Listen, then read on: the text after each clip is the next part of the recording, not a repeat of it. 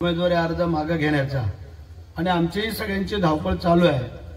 कारण काही पैशाचे मातबर लोक काही उमेदवारांना विकत घेत आहेत आणि त्यांना मागे उमेदवारी अर्ज घ्या म्हणून त्यांची काही धावपळ चालू आहे। परंतु हे सगळं ठीक आहे। आज सोकुशीने लोक येत आहेत। तर त्यांनी आता सांगितलं किती फोन आले, किती मेसेज आले आणि का आले। पण मी अभिनंदन करतो की त्यांनी स्पष्ट सांगितलं जे काय आता मी पुढे गेलोय माघार येणं नाहीये, त्यासाठी तुझं निश्चित आभार। म्हणजे ज्या वेळेला आम्ही तुमच्याबरोबर होतो त्यावेळेला आम्ही दिसत नव्हतो, ही वस्तुस्थिती आहे। पण आमची दोघांची वस्तू वेगळी, आम्ही शून्यातून इथपर्यंत आलेलो आहोत। आम्ही शेठ आहोत पण मनाचे शेठ आहोत। श्रीमंती ही फार वेगळी आहे। असं म्हटलं गेलेलं आहे की माणसाचं घर मोठं असण्यापेक्षा माणसाचं मन मोठं असावं लागतं। नाहीतर घर मोठं आहे आणि मन खोटं आहे असं नाही आहे। म्हणजे सामान्य कार्यकर्त्याला जी मदत केली जाते तो मनापासून आणि हृदयापासून आपल्याला आशीर्वाद देत असतो। म्हणून आम्हाला 4 वेळेला लोकांनी निवडून दिलं, शेठला आमच्या 2 वेळेला दिलं आणि पुढची वारी त्याची चालूच राहील। कारण हॅट्रिक तर पुढच्या वेळेला आम्ही मारणारच आहोत आमच्या शेठची। म्हणजे आम्ही काम करतोय ते बोलतोय। परवा मोहल्ल्यामध्ये 10-12 दिवसापूर्वी आम्ही आलो होतो। मोहल्ल्यातले लोक आमच्याकडे यायला लागले।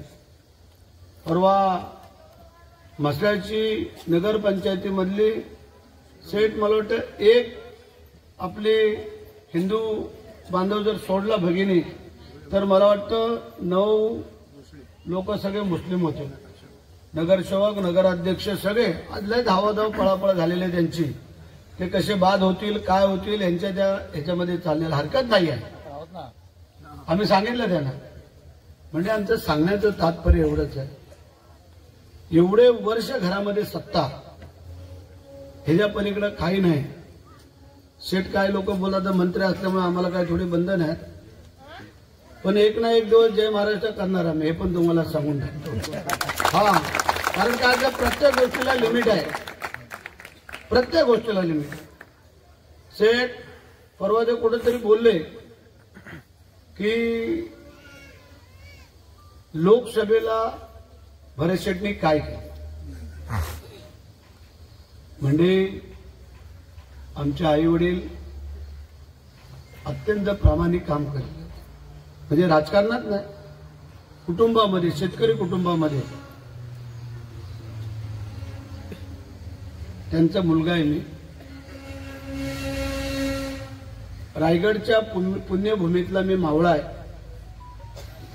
बाळासाहेबांच्या मुशीत तयार झालेला एक शिवसैनिक आहे आणि दिघे साहेब, एकनाथ शिंदे साहेबांचा खंदा समर्थक म्हणून आम्ही काम करतोय। मी एकच सांगतो, जर आपण देवाला मानतो, मी आज ओपन चॅलेंज करतोय। तुमच्याकडे इथं दहावीर महाराज आहे, माझ्याकडे वीरेश्वर महाराज आहे, दोन्ही एकच देव आहे। त्या दोन्ही देवाच्या माथ्यावरचं पिंडीवरचं फुल उचलायचं। जर भरत शेठनी काही जर चुकीचं काम केलं असेल त्याचं प्रायश्चित भरत शेठ भोगल लोकसभेला। आणि जर आमदारकीला जर काय कोणी चुकीचं काम केलं असेल आमच्या याच्याबद्दल तिघांच्या बद्दल तर त्यांनी उचलायचं, ते भोगतील। माझ्या संपूर्ण माझ्या माता भगिनीच्या समोर आज आव्हान करतो। म्हणजे आम्ही चुकीचं बोलणार नाही आणि चुकलो तर 4 पावलं मागे सरकू, नमस्कार करू। पण जोपर्यंत चुकत नाही तोपर्यंत भरत शेठ कधी झुकत नाही, हा आमचा बाण आहे, लक्षात ठेवा। आम्ही काम केलंय। काय हैसियत होती तुमची? अख्ख्या महाराष्ट्रामधनं 1 सीट फक्त आम्ही तुमची निवडून दिली। सगळ्या महाराष्ट्रामध्ये सुकडा साफ झाला होता। इथं फक्त आमच्या महेंद्र शेठनी, रवी शेठनी, मी, योगेशनी थोडीशी वाकडीमान केली असती ना, त्यांचा टांगा पलटे आणि घोडे फरार झाले असते, लक्षात ठेवा। पण हरकत नाही आहे। माणसाने असं म्हटलेलं आहे, जनाची नाही मनाची काहीतरी थोडीफार। अरे आपण जर एखाद्याने आपल्याला कुठल्याही कामामध्ये एखाद्याला जर मदत केली ते आपण आयुष्यभर विसरत नाही, त्याची जाणीव ठेवतो। वाह रे वाह, आम्हाला आव्हान करताय, स्वीकारलं आव्हान, आम्ही स्वीकारलं. त्या बिचाऱ्यांनी दरदर भटकले लोकसभेच्या वेळेला. किती हजार दिला तुझा? लोकसभेला 49,000चा लीड. आमच्या आमदारकीला थोडा कमी झाला त्यांचा, पण लोकसभेला तुम्हाला एवढा दिला. आम्ही जास्त नाही दिला लीड, आम्ही पण लीड दिला, पण मतदारांची टक्केवारी बघा, ही मतं कोणाची होती. आणि तुम्ही सांगताय लोकसभेला यांनी काय केलं. वा रे वा. दहावीर महाराज जर नाही कोपला या संध्याकाळच्या वेळेला तर मला विचारून घ्या. इथंच करा आणि इथंच भरा, लांब जायची आवश्यकता नाहीये, लक्षात ठेवा. मी पण जास्त दिवस नाही चालत, गर्वाचं घर नेहमी खाली असतं, लक्षात ठेवा. असेल तुमच्याकडे धन संपदा पैसे सगळं करून काय केलेलं ते माहिती आहे लोकांना. आम्ही मनाची श्रीमंती आहे. एकही माणूस भरत शेठच्या घरी असो किंवा महेंद्र शेठच्या घरी असो कधी खाली हाताने परत नाही. भले त्याला 10,000 रुपये पाहिजेत, आम्ही 2,000 पण देऊन पाठवतो. बिचारा अपेक्षेने आशेने आलेला असतो, मग तो आदिवासी असो किंवा कुठल्याही जाती धर्मातला असो. कोणाकडे काय आम्ही काय आणलंय? कोण जन्माला येताना घेऊन येतो आणि परत जाताना काय घेऊन जातोय? देणारा तिथं दहावीर महाराज बसलेला आहे आणि नेणाराही तिथंच बसलेला आहे. त्यामुळे काही काळजी करू नका. जोपर्यंत आम्हाला आमची नियत आणि नीतिमत्ता चांगली आहे तोपर्यंत हे आम्हाला कोण हरवू शकत नाही आहेत. तर ते तुझं काही तुम्हाला सांगितलंच, फक्त आमच्या पाठीमागे तुम्ही ठाम उभे राहा. ज्याने ज्याने आतापर्यंत पक्षप्रवेश केलेले त्यांना विचारा. आम्ही पक्षप्रवेश घेतला, वापरले आणि फेकून दिले, हे आमच्याकडे नीतिमत्ता नाही आहे. महाबळेंसारखा माणूस कोलाड नाक्यावरती तिथं असणारा आमचं शहर 40 वर्ष होते ना. म्हणजे विचार करा की का म्हणजे आमच्याकडे येता येतो. आम्ही काय गुरु खोबरं देत नाही आहे, आम्ही माणुसकी देतो. त्यांच्या कुठलाही प्रसंग आला त्यावेळेला नाही उभं राहू, त्यावेळेला सांगायचं आहे. तिकडं अलिबाग, महाड आणि तिकडं कर्जत, तिघांच्या मध्ये तुम्ही आहेत तेव्हा काळजी नाही करायची. 3 तिघाडा काम बिघाडा होऊ देणार नाही आहे. आता तुम्ही चौथे आमच्या सोबत येत आहे आणि वकील मनोज तुम्हाला धन्यवाद देणं गरजेचं आहे. कारण जे तुम्ही कार्यकर्त्यांमध्ये घुसून मिसळून जे काय तुम्ही त्यांना आपलंसं करताय असंच करत राहा. आणि आपल्या लोकांना ज्याने ज्याने पक्षप्रवेश केलेला आहे ते आणि जे जे आपली जुनी लोक आहेत त्यांचं व्यवस्थित समीकरण जुळवा. कोणीतरी पाठीपुढे सरकल, कोण पुढे जाईल, नवीन आलेला कदाचित पद दिलं जाईल, काय दिलं जाईल, ज्याची जशी ताकद असेल त्याप्रमाणे त्याला त्याचा मान सन्मान नक्की दिला जाईल. काही कोणी काळजी करायचं कारण नाही आहे. आम्हाला मला अजून आतून श्रीवर्धनची जाऊन मिटिंग घ्यायचं आहे. शेठ तर मुरुडवरनं मिटिंग सोडून आलेले आहेत. रोहेकरांवरती असणारं प्रेम आणि त्या खातर खरं म्हणजे मला येणंच शक्य नव्हतं.